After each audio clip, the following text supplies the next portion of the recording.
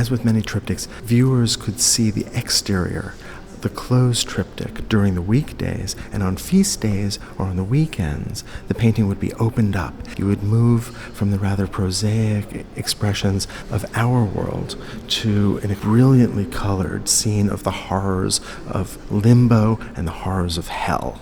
We see a saint on each wing, and these are painted in grisaille in tones of gray. So it really would have been amazing when it opened to this colorful vision. The idea of painting the exterior in grisaille was meant to mimic the exterior of, that is, the stone of the church. But here the artist has moved far beyond that earlier tradition, and he's actually not painting niches and sculptures, but actual people, a city and a landscape. So here in grisaille on one side we see St. Bavo, who was associated with the northern city of Ghent. He's shown distributing alms to the sick and the poor through a doorway, a view of a Flemish city. Showing the wonderful detail of that cityscape. Let's walk around to the other side and take a look at St. James. You can see he's traveled past all kinds of expressions of wickedness. His faith, however, has kept him safe, and he's very much associated with pilgrimage. It is his pilgrimage that so many medieval faithful would follow. These wings could have given us clues to the patron of this very large triptych, but unfortunately, the coat of arms is blank. We don't know why, but some art historians have suggested that perhaps the donor may have died before the work was finished. Let's look inside. The image, in a sense, unfolds as a kind of story beginning in the left wing. We see God in heaven. He is in majesty in a kind of brilliant mandorla surrounded by clouds. But when you look more closely, you see that there are hundreds, perhaps thousands of angels that seem to be battling each other. This is the fall of the rebel angels. This is a rebellion of angels led by Lucifer, the devil. And they will be expelled from heaven, and of course will go to reside in hell. And down at the very foot of the panel, we can see God extracting Eve from Adam's side. That is the last part of the creation of Adam and Eve.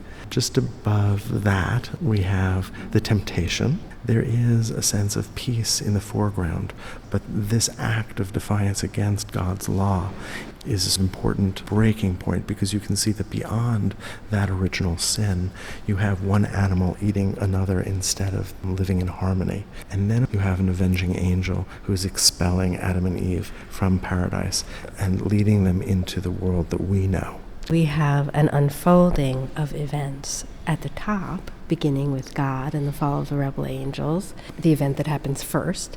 Then we jump down to the bottom and the creation of Eve. Then just above that, the temptation, and above that, the expulsion of Adam and Eve from the Garden of Eden. And of course, this is the origin of original sin. And after the expulsion of Adam and Eve from the Garden of Eden, mankind knows sin and temptation and death. These stories echo each other. You have Lucifer disobeying God. You have Adam and Eve disobeying God. You have Lucifer being expelled from heaven, and you have man being expelled from the garden. And so there is this parallel of the heavenly and the earthly. And what Bosch is really concerned with are the wages of sin. This is what Bosch was famous for, even in his time. This deeply pessimistic philosophy, this questioning, is there any possibility of redemption given the sins of the world? It certainly doesn't seem that way. Well, let's take a look at the evidence that he offers. Okay, so we're moving to the central panel. At the top, we see Christ functioning as judge. We see angels with long golden trumpets who are announcing the end of time. And below it, taking up most of this central panel, is Limbo, or the edges of hell. And this is a scene that Bosch has combined with images of the 7 deadly sins, the sins that cause mankind to spend eternity in hell. This is a painting whose bottom 2/3 is filled with torture and the terrible crimes that people inflict upon each other, but here enacted by devils and composite creatures that are incredibly fantastic.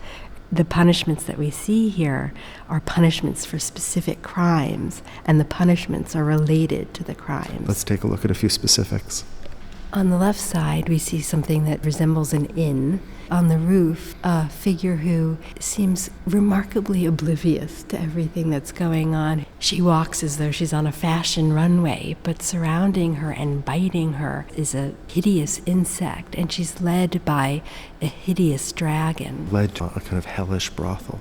And all accompanied by a lute played by another demon. As well as a horn played by a demon in the back, where the horn actually looks as if it's an extension of his nose. Bosch uses music as one vehicle for sinfulness. A kind of sign of indulgence in pleasure. Below the representation of pride or vanity, you have the sins of gluttony. You see a rather overweight man who's having liquid forcibly poured into him as he's restrained by devils. And it's not a very nice liquid. No, if you look a little bit above that barrel, you can see that there's a siphon that's receiving the excrement of a devil whose backside can just be seen through the gated window. Below that, you see one large demonic fish devouring another, which seems to be a reference to a northern proverb, the big fish eats the little. That we take advantage of those who are smaller and weaker and less powerful than we are. To the right of that, we can see just inside the inn a series of hanging figures, and below that a large cauldron with a series of figures that seem to be boiling, and we know that they're boiling in molten metal, the metal that had been melted from their money. So this is the sin of avarice or greed. There are endless representations of pain and suffering. You see men being roasted or fried by demonic frogs. You see, in one case, a frying pan with pieces of a body. This frog-like figure seems ready to take her 2 eggs that sit beside her and crack those into the pan as well. And make a yummy omelet. Yeah. I think that what's so disturbing here is the everydayness of the devilish figures who torture the human beings. They're just going about their roasting and cooking and frying and torturing as though it were a normal everyday activity, and it reminds us that hell is eternity. In the middle of the large panel, you can see the sin of anger, and it's represented by 3 knights who are particularly awful. There's one knight in the middle who has upon his helmet a severed, blinded head.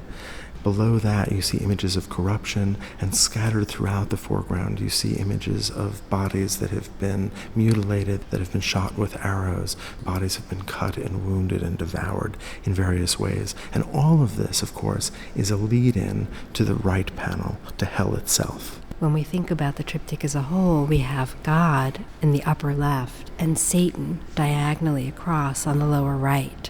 Lucifer here sits in a kind of mock judgment of the souls that have been found to have been sinful, and here he is meting out the terrible punishments according to their crimes in life. And you can see in the doorway behind him images of toads, which often torture figures in images of the Last Judgment, and then above on the roof all of the damned in hell who've recognized where they're spending eternity, who are wailing and crying and flailing their arms. And will populate the city of hell, which we see rising above this image. It is a place of fire and brimstone. It is a place of ruined cities, of absolute neglect. It is an apocalyptic scene, most horrible. And if this didn't make you want to live a virtuous life, I don't know what would.